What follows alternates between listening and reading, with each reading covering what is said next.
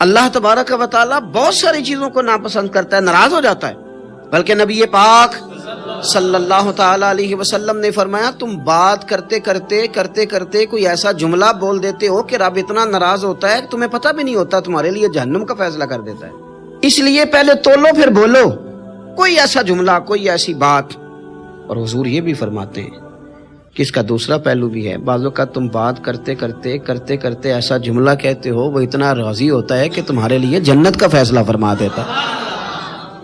مسلمان کو اب یہ حکم ہے، اس ساری گفتگو کا نتیجہ یہ ہے کہ وہ اپنے جذبات پر، خیالات پر، نگاہوں پر، زبان پر، کانوں پر تھوڑی توجہ دے، بے لگام نہ بنے، بے ترتیب نہ بنے، جو طبیعت میں آئے کر نہ گزرے، تھوڑا سا نہ سوچے اور تھوڑا سنبھل کے چلے، کبھی ان کاموں کی طرف نہ جائے جن سے رب ناراض ہو جاتا ہے۔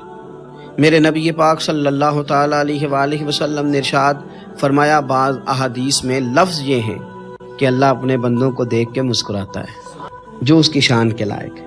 جس ترتیب سے ہم مسکراتے ہیں، جس ترتیب سے ہم روتے ہیں، جس ترتیب سے ہم کسی بات کا اظہار تشکر کرتے ہیں، خدا ان باتوں سے پاک ہے۔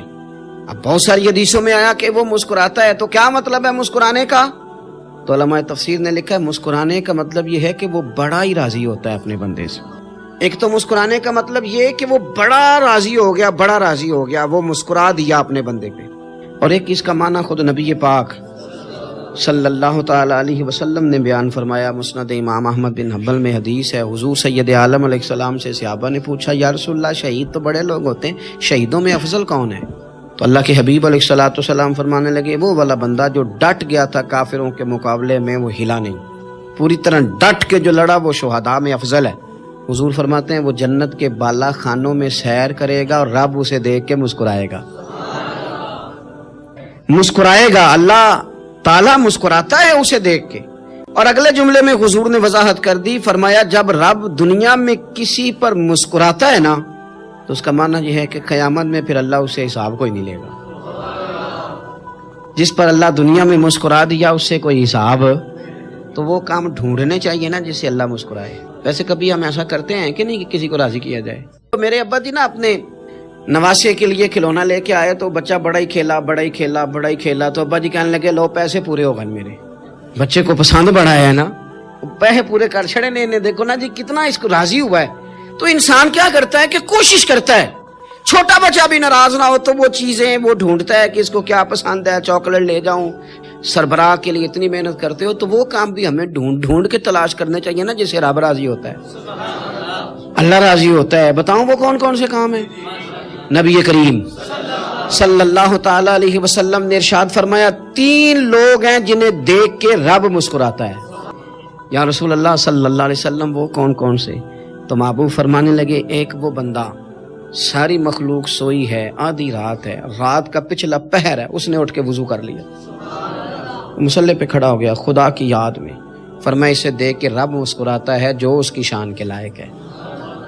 مسکراتا ہے اللہ، یہ تو سونے کا ٹائم تھا، یہ تو گہری نیند آنے کا وقت تھا، رات کا پچھلا پہر، اللہ مسکراتا ہے۔ اور سننا میرے بھائی، میرے نبی پاک صلی اللہ تعالیٰ علیہ وسلم فرماتے ہیں جب مسلمان نماز کے لیے صفیں بناتے ہیں نا، ترتیب لگ رہی ہوتی ہے، اب اللہ کی بارگاہ میں کھڑے ہوں گے، قیام کریں گے، رکوع کریں گے، سجود کریں گے، فرمایا جب مومن صفیں بناتے ہیں تو رب دیکھ کے مسکراتا ہے۔ کمال ہو گئے عروج بندگی کا، جب بندے کو دیکھ کے رب مسکرائے خدا۔ میرے نبی پاک علیہ السلام فرماتے ہیں جب مجاہد جہاد کے لیے صفیں سیدھی کرتے ہیں، آج تو یہ رب کے نام پہ مرنے ہی آ گئے، یہ صفوں میں کھڑے ہوں گے، ترتیب سے لڑیں گے، ترتیب سے گلا کاٹیں گے کافروں کا یا شہادت لیں گے۔ فرمایا جب جہاد کے لوگ صفیں بناتے ہیں تو رب انہیں دیکھ کے مسکراتا ہے۔ کتنے نصیبوں والا وہ بندہ ہے جسے دیکھ کے مسکرا دیا۔ او یار کبھی تیرا بیٹا تیرے سامنے مسکرائے نا چھوٹا، تو تیرا دل باغ باغ ہو جاتا ہے۔ تیری ماں بیمار کسی ایک دن صحیح طرح ہنس پڑے تو طبیعت خوش ہو جاتی۔ مجھے بتاؤ نا جس کا رب بھی اسے دیکھ کے ہنس پڑے، جو اس کی شان کے لائق ہے، کیا اس بندے کے نصیبیں ہیں، کیا اس کے مقدر ہیں؟ آپ اس مقام پر اپنے آپ کو لائیں۔ اب دیکھیں نا یہ حدیث ہم نے سن لی، اب ہم نے نا اس طرح صفحے نہیں بنانے جس طرح ساری دنیا، اب ذرا صفحے بھی شوق سے بنائیں گے، اب ذرا تھوڑا سا شوق پیدا کریں گے، بھئی یہ تو میں وہ کام کرنے لگا ہوں جسے دیکھ کے رب مسکراتا ہے۔ نبی پاک صلی اللہ علیہ وسلم نے فرمایا جب کوئی بندہ توبہ کرتا ہے نا، ہم توبہ کا رٹا لگاتے ہیں، یا اللہ میری توبہ یا اللہ. اور توبہ کا تو مطلب یہ ہے کہ پچھلے گناہوں سے پکی توبہ, آج کے بعد یہ غلطی نہ کرنے کا پکا وعدہ. تو نے ساری شب برات رو کے گزاری ہے, بتا سویرے جھوٹ جوڑنے کا ارادہ ہے تیرا, آج کے بعد رشوت تو نہیں نہ لے گا, ملاوٹ تو نہیں نہ کرے گا, یہ توبہ ہے. اور اگر سارے کام اسی طرح کرنے تو پھر یہ توبہ کا رٹا ہے, اور جتنا مرضی لگاؤ. حضرت علی بن ربیعہ رضی اللہ تعالیٰ عنہ فرماتے ہیں میں مولا علی کے ساتھ تھا, مقام حرہ کی طرف جا رہے تھے, حضرت علی نے ہاتھ اٹھا کے دعا مانگی ہماری تعلیم کے لیے, ورنہ حضرت علی ہم صحابہ کو محفوظ عن الخطا تو مانتے ہیں نا.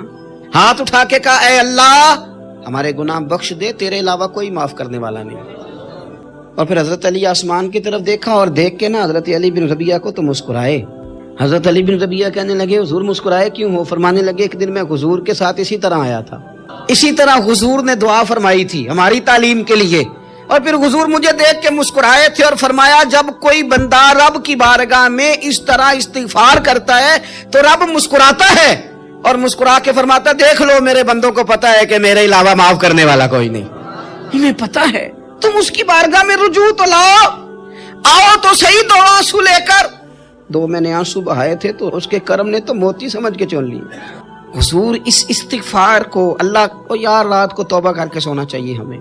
کچھ غلطیاں ہم کرنا نہیں چاہتے پر ہم سے ہو جاتی ہیں, کچھ دل ہم توڑنا نہیں چاہتے پر وہ ٹوٹ جاتے ہیں, ہماری مجبوری ہوتی ہے ٹوٹ جاتے ہیں. رات کو اس کی بارگاہ میں ہاتھ باندھ کے کشکول طلب دراز کر کے خوب استغفار پڑھنا چاہیے کہ مالک بندے ہیں نا کیا کریں, نفس کا ساتھ ہے, دنیا کا ساتھ ہے, خواہشات نفسانیہ, مالک معاف کر دے. درد سے توبہ, رسم نہ ہو, کہانی نہ ہو, لفظ نہ ہو, جملے نہ ہو, اور جناب ایسے لوگوں کے بیچ بڑے ہاتھ باندھ کے اور بڑا کوئی ضرورت نہیں. آپ اکیلے اپنی چارپائی پہ بستر کے اندر منہ دے کے بھی درد سے کہیں گے نا معاف کر دے تو وہ تو مہربانی بڑا ہے. میرے نبی پاک صلی اللہ علیہ وسلم مثال دیتے ہیں, فرمایا ایک آدمی صحرا میں جا رہا, صحابہ سے حضور خطاب کر رہے ہیں, فرمایا ایک آدمی صحرا میں جا رہا تھا, اس نے اپنی اونٹنی پہ کھانا پانی پیسے ہر چیز رکھی ہوئی تھی. صحرا تھا بہت بڑا, درمیان صحرا کے گیا تو تھوڑا سا سستانے کے لیے آرام کرنے کے لیے اونٹنی سے نیچے اترا. اب اس نے اونٹنی کی لگام, اونٹنی کی نکیل اپنے سرہانے کے نیچے رکھی, ہاتھ کے ساتھ پکڑی اور سو گیا. تھوڑی ہی دیر کے بعد جب اس کی آنکھ کھلی تو دیکھا اونٹنی غائب ہے.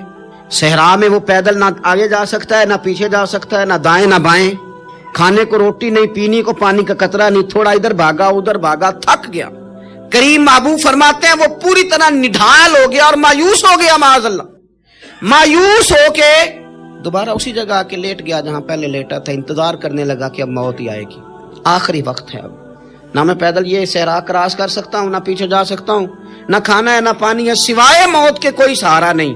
حضور فرماتے ہیں وہ رستے میں دوبارہ لیٹ گیا. اچانک اس نے رخ بدلا تو اونٹنی سامنے کھڑی تھی. حضور نے صحابہ سے پوچھا بتاؤ نا اسے بھلا کتنی کو خوشی ہوگی؟ یا رسول اللہ جسے نئی زندگی مل گئی ہے. آپ دیکھیں نا سارے ڈاکٹروں نے کہہ دیا کہ اس کے تو گردے معدہ جگر ہر چیز ختم ہے, گھر لے جاؤ خدمت کرو, ہر طرف پریشانی ہے. وہ بندہ بھی سمجھ گیا ہے کہ آخری وقت آ گیا, کل جاؤں پرسوں جاؤں, تیاری ہو گئی, سب لوگ آ گئے, باہر والے بھی آ گئے, یہ ماحول ایک عجیب رنگ اختیار کر گیا. اچانک ایک ڈاکٹر نے آ کے کہا نہیں غلطی لگ گئی تھی. مجھے بتائیے انداز کیا ہوتا ہے؟ بغیر دوائی کے بندہ اٹھ کے کھڑا نہیں ہو جاتا. او میں تو بچ گیا ہوں. نبی پاک صلی اللہ علیہ وسلم فرمانے لگے اس کی اونٹنی مل گئی, بتاؤ بھلا اسے کتنی خوشی ہوگی. یا رسول اللہ وہ تو دوبارہ دنیا میں آ گیا. حضور فرمانے لگے اسے کچھ بھی خوشی نہیں ہوئی. جب کوئی رب کا گناہگار بندہ آ کے توبہ کرتا ہے, رب کو اس سے کئی گنا زیادہ خوشی ہوتی ہے. میرا بندہ آ گیا ہے, میرا بندہ آ گیا ہے, میرے گھر آ گیا. اس نے آنسو بہائے ہیں. اس نے کہا اللہ میں تیرا ہی ہوں, تیرا ہی رزق کھاتا ہوں, تیری ہی زمین پہ رہتا ہوں, تیرے نام سے میری سانسیں چلتی ہیں. وہ آ گیا. فرمایا اس اونٹنی والے سے زیادہ رب کو خوشی ہوتی ہے جب گناہگار آ کے توبہ کرتا. گناہگاروں کے آنسو اس کی بارگاہ میں بڑے مقبول ہیں, لیکن ہم رسم ادا کرتے ہیں, ہم اپنے آپ کے ساتھ دھوکہ کرتے ہیں, جھوٹ بولتے ہیں. ہم بندہ کوئی ناراض ہو جائے تو ہمیں کو نہیں نیند آتی, اس کے گھر چلے جاتے ہیں. ہم اپنے سارے رشتوں کو تعلقات کو مینٹین کر کے رکھنے کے عادی ہیں. ہمیں پتہ ہے کہ وہاں میں نہیں جا سکا تو بیٹا بھیجتا ہوں, فلاں شادی پہ میں نہیں جا سکا تو بھتیجا بھیجتا ہوں, بھائی بھیجتا ہوں. ہر تعلق کا ہم نے خیال رکھا کوئی روٹھ نہ جائے. لیکن کمال ہے نا, یہ نہیں سوچا کہ اگر رب روٹھ گیا تو جب وہ روٹھ جائے نا تو سارے رشتے بھی بندے کے پاس موجود ہوں تو کوئی کرامت نہیں ہوتا. پھر کروڑوں روپیہ جیب میں ہوں تو ڈاکٹروں کی دوائیاں اثر نہیں کرتی. وہ روٹ جائے تو پھر انسان اس طرح سے پھسلتا ہے کہ بڑے بڑے اس کے پاس دروازے ہوتے ہیں پر کسی جگہ اس کا ہاتھ نہیں لگتا.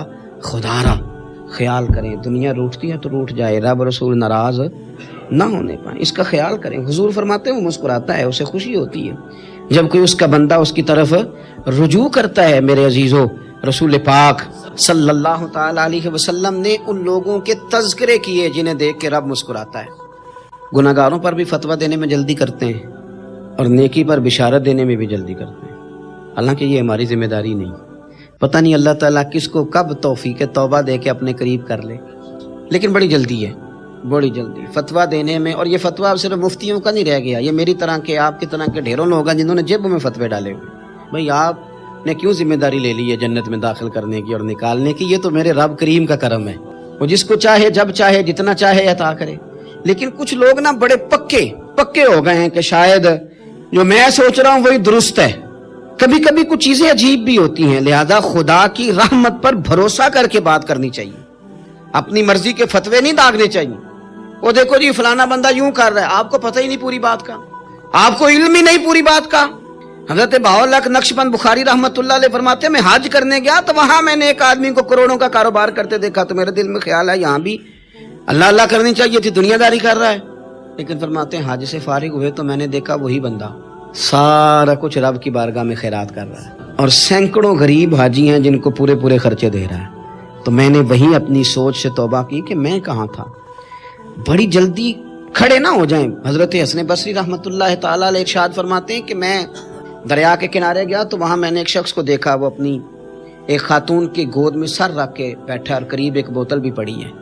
میرے دل میں معاذ اللہ خیال آیا کہ دیکھو کس انداز میں ایک عورت کے ساتھ یہ ہے اور پاس بوتل بھی پڑی ہے, جانے شراب ہے. کہتے میں سوچ ہی رہا تھا کہ اچانک ایک کشتی آ رہی تھی دریا میں, وہ ہچکو لے کھائے, کشتی میں 4-5 لوگ تھے, وہ دریا میں ڈوبنے لگے. وہ آدمی تیزی سے اٹھا, دریا میں چھلانگ لگائی, پہلے ایک کو نکالا, پھر دوسرا نکالا, پھر تیسرا نکالا. ایک بندہ رہ گیا, کہنے لگا حضور مجھے تو آپ نے گناہگار سمجھا ہے, میں تو بڑے غلط انداز میں یہاں بیٹھا ہوں, آپ نے جو سوچا چلیں گے چوتھا بندہ آپ نکالنا ہے. کرے نا یہ کام, کرے نا یہ کام. بڑے بھولے بھالے بڑے اللہ والے, ریاض آپ کو بس ہم ہی جانتے ہیں. اتنی جلدی فتویٰ. حضرت حسن بصری فرماتے ہیں میں پشیمان ہوا, میں نے کہا مجھے تیرنا نہیں آتا, تو دیر نہ کر, چوتھا ڈوب نہ جائے. پھر اس نے چھلانگ لگائی, چوتھا بھی نکال لایا اور کہنے لگا حضرت آپ نے جلدی کی سوچنے میں, یہ بی بی میری ماں ہے اور یہ سرکے کی بوتل ہے. ہم ماں بیٹے کا یہ مشغلہ ہے کہ یہ وہ جگہ ہے جہاں آ کے لوگ مسافر اترتے ہیں اور یہاں سے کسی کا گھر 100 میل ہے, کسی کا 200 میل ہے. ہم صبح سرکہ کھجوریں روٹیاں لے کے یہاں آتے ہیں, مسافروں کی نوکری کرتے ہیں, کوئی پریشان ہو تو مدد کرتے ہیں. حضرت خواجہ حسن بصری فرماتے ہیں میں نے معافی مانگی, ان سے بھی مانگی, رب سے بھی مانگی. انہوں نے مانگ لی نا بزرگ تھے, پر ہم کو نہیں تیار مانگنے کو. ہم ہر وقت بدگمانیاں, وہ فلانے جرم کرتا تھا, میں اسے اب کیسے نیک مان لوں. بھائی اب وہ نمازی ہے, خدا کے گھر آتا جاتا ہے, اب اللہ کی بارگاہ میں حاضر ہوتا ہے. جب رب نے معاف کر دیا تو بھی سوچ بدل جا. سنیں حضور کیا فرماتے ہیں. نبی پاک صاحب الاخلاق صلی اللہ تعالی علیہ وسلم فرماتے ہیں, مسند امام احمد بن حنبل دیکھیے, فرمایا رب اس وقت بڑا ہی مسکرائے گا جب قاتل بھی جنت میں جائے گا, مقتول بھی جنت میں جائے گا. یا رسول اللہ مقتول تو گیا, یہ قاتل کیسے چلا گیا؟ حضور فرماتے ہیں جائے گا, اور رب مسکرائے گا جو اس کی شان کے لائق ہے. یا رسول اللہ کس طرح؟